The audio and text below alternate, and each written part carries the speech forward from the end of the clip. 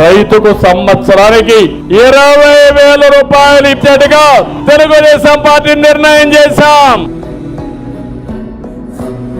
అన్నదాత సుఖీభవ కింద ఈ రోజు కేంద్రం ఇచ్చే డబ్బులు కలిపి 7,000 రూపాయలు ఇక్కడ ట్రాన్స్ఫర్ చేశామంటే అదే నాకు సంతోషం.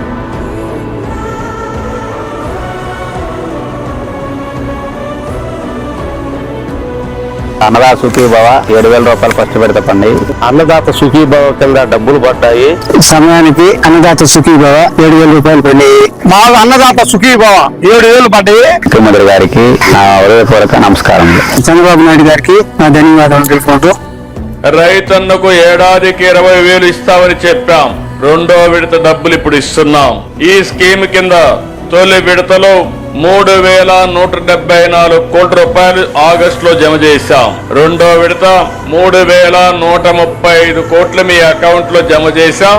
చంద్రబాబు నాయుడు అయితే ఇచ్చిన మాట నిలబెట్టుకున్నాను. ఫస్ట్ 7,000 వేశారు. ఇప్పుడు ఏంటంటే 7,000 వేసి వేయడం జరిగిందని చెప్పడం జరిగిందంటే మాకు అమౌంట్ పడిందండి. కృతజ్ఞతలు తెలియజేసుకుంటున్నాం. ఫస్ట్ టైం పడ్డాయి, తర్వాత కూడా వేస్తే అవి కూడా పడ్డాయి. చాలా ఆనందంగా ఉందండి.